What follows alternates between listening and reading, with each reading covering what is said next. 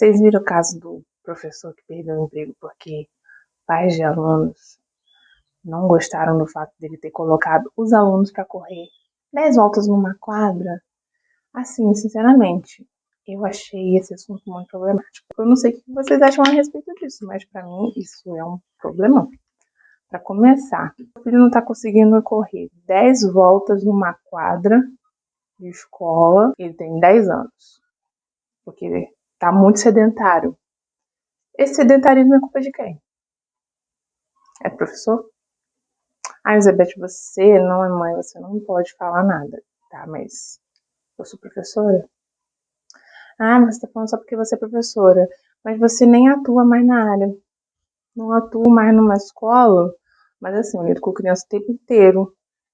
Eu fui babá desde os meus 17 anos. Eu larguei ser babá no final de 2023. Então, assim, eu sei o que eu tô fazendo, eu sei o que eu tô falando, tenho propriedade de fala. Gente, o que tá acontecendo com esse... Com os pais, tá acontecendo com o povo, tá acontecendo com tudo. Que, tipo assim, a criança de 10 anos, ela tem energia para ela correr, sabe, o dia inteiro, até porque o que o seu filho apronta durante o dia, se você for calcular o gasto de energia, deu muito mais de 10 voltas numa quadra. Se o teu filho tá chorando porque ele deu 10 voltas numa quadra, porque ele não está conseguindo, o problema não tá no professor não, o problema tá em você. Com 10 anos não tá conseguindo correr, com 15 anos vai dar um problema, com 20 anos tá infartando. Ah, Elizabeth, você tá falando isso, mas você também não fazia atividade física na escola. É, mas eu tenho laudo, tá? Sempre tive laudo, minha mãe sempre deixou laudo. E mesmo com laudo, teve uma vez que um professor, e ele não gostava muito de mim, mas ele fez eu correr. Ele fez eu praticar uma atividade física. Me obrigou. Cheguei em casa, possessa da minha vida, achando que eu ia chegar lá, que eu ia falar com a minha mãe que ele me obrigou a correr e que minha mãe ia lá brigar com ele no outro dia. Mas sabe qual foi a resposta que minha mãe me deu? Minha mãe virou pra mim e falou assim: Você morreu? Não, eu quero que você me responda: Você morreu? Tá vivinha aí. Aí eu olhei assim pra ela e falei assim: Não, mas poderia, né? Aí ela me falou assim: Mas não morreu. Agora que ele colocou você pra fazer atividade, que você viu, que você aguenta, então você vai fazer. Quando você fizer e você falar assim, ó, professor, eu não aguento mais, aí sim você vai parar no cantinho. Se aí sim ele insistir em querer te forçar, aí você vem e conversa comigo, faz uma arruaça, vai lá, fim de desmaio, mas enquanto isso, você vai obedecer. Se ele colocar pra você pra fazer, você faz. E não é, menino, que acabou o fogo no rabo de querer tudo contar pra minha mãe? Eu ainda fui lá falar com a minha mãe, nesse dia que eu falei com a minha mãe. Aí eu falei assim, poxa mãe, você vai esperar acontecer alguma coisa pra ir lá resolver? Aí a minha mãe falou assim, não. Sabe por quê? Você já tem 14 anos, tá na hora de você começar a se defender sozinha, minha filha. Você não vai ter sua mãe o tempo todo pra poder ir lá na escola ficar resolvendo as coisas pra você, não. Acabou. E por incrível que pareça, porque a minha mãe não foi lá fazer arruaça com o professor na escola, o professor parou de me obrigar a fazer atividade física. Ele falava assim, ô Beth, você tá bem? Se não quiser participar, não tem problema não, falou? Agora imagina se a minha mãe perde tempo, perde dia de serviço, pra ir descer lá naquela escola. O professor, para a aula do professor, pra ir fazer coisinha, briguinha boba. Demitido ele não ia ser porque é concursado. A diretora, com muito mais coisa pra fazer na vida, tem que ficar dando atenção pra minha mãe.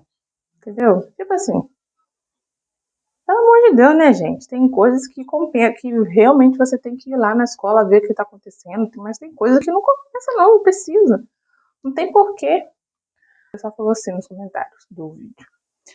Ué, mas se ele não tivesse colocado as crianças para correr, ele não teria sido demitido, porque também ninguém pensou que esse professor talvez depende desse salário para poder manter uma família, né? Mas você já parou para pensar que se os pais tivessem sentado para fazer o dever de casa com as crianças, esse professor não teria colocado as crianças para correr?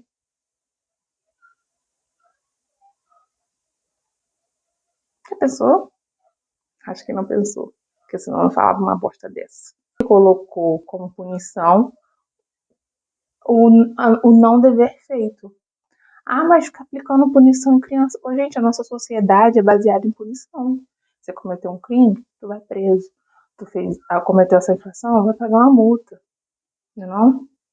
Dentro de casa, se você não fez isso, vai ficar de castigo. A nossa sociedade é baseada em punição, até porque senão o ser humano vira bicho, né?